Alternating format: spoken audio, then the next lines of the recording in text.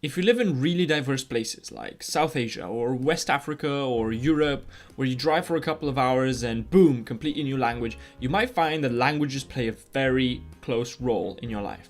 In fact, if you start in Ljubljana, Slovenia, and you drive northeast, you could go through places speaking Slovenian, German, albeit the Austrian version, Hungarian, and then Slovakian.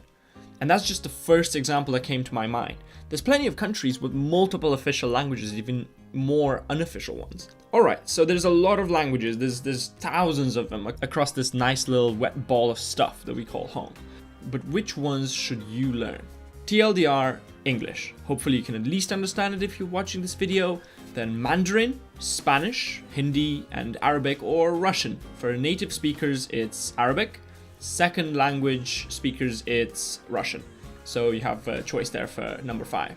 I should say this just in case that Mandarin is what you may have thought of as Chinese. The distinction comes from the fact that despite being the most widely spoken and also the government enforced language in China, it is not the only one. And if you do travel to certain areas of China, especially out west, you might need to learn a different language. And this is where it gets complicated, especially if you're looking further down the list to the languages with the most speakers. This will become a critical difference in a sec. Some of these languages are spoken in relatively small geographical areas. If you look at number 7, most spoken language by number of speakers is Bengali. Number 12, Javanese, and number 13 is Wu, also known as Shanghainese. You may not have learned about these languages or ever heard about them because they do tend to be a bit geographically concentrated. If you're a traveler and you go to different parts of the globe, again, the list of languages varies. And if you're a worldwide traveler, you're going to have to make some hard choices, which is where that distinction I mentioned earlier comes in. Do you go for the most speakers to maximize your chances you'll run into somebody that speaks one of the 5? Do you choose one of the languages that has the most countries that use it? Or do you go for a semi-arbitrary list that maximizes your chances of impressing based on perceived difficulty, or maybe you're just trying to choose the 5 that you can learn the easiest? Case 1, the TLDR list. It's English, Mandarin, Spanish, Hindi, and last one is either Arabic or Russian. The big downside with all these languages is they have a lot of dialects. Not just accents, but completely new dialects you might not understand outside of formal environments. The English distinction between trunk on the American side and boot on the British side, or crisp and chip, is nothing compared to these differences. In this category, the most widely spoken languages of the internet, you may have heard of this beautiful little thing, the internet. You could learn English, Mandarin if you want to try the firewall, Spanish, Japanese, and Portuguese. Case 2, most countries that speak the top 5. English, Arabic, French, Mandarin, and Spanish. Now, English has over 100 countries in this list. You have to be aware that a lot of the countries speaking English, for instance, are concentrated in the Caribbean, in the Pacific Ocean, as well as some in Africa. For Arabic, a lot of them are in Northern Africa, as well as the Middle East. For French, again, Africa, the Pacific. Mandarin, a lot of those countries are situated in East Asia. And Spanish, you have Latin America. Case 3, you want to impress or go for the best effort to reward ratio. If you want to impress people in any Western country, Mandarin 100%. That being said, it does take about 3 years to get to an acceptable level, and even then you might struggle due to dialects, unused words across different places, not to mention the fact that from previous experience, if you try speaking any sort of Mandarin in China, you might still not get understood.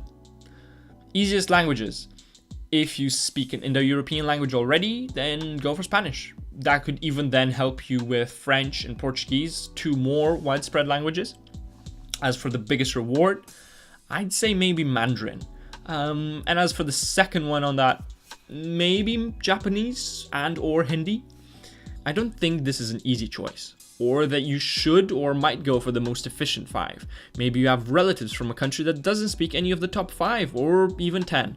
Then obviously you have to learn that language before any others. I do have a recommendation as a quick starting point that should also help you future-proof yourself. You can see English and Spanish made their way onto pretty much every version of a list, so they're in. The next one would probably be either Mandarin or Hindi. They both have a similar outlook, languages spoken in only one kind of big country. and then with a couple of secondary speakers, with a couple of speakers in their diasporas. Then you have Arabic, Portuguese, and Russian. Similar outlook again. They're spoken all across multiple countries. You might argue for the future, Arabic and Portuguese might be more useful just because of the countries that they're spoken in, having a stronger demographic future or economic future, depending how you look at it. Or you could always go for French. There are about 82 million people right now learning French, so obviously it could be quite a useful language.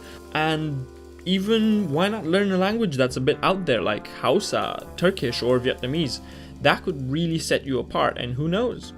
Maybe your soulmate's waiting for you to say a couple of words in their own language before your love story truly begins. So you could look at where those languages are spoken and pick and choose.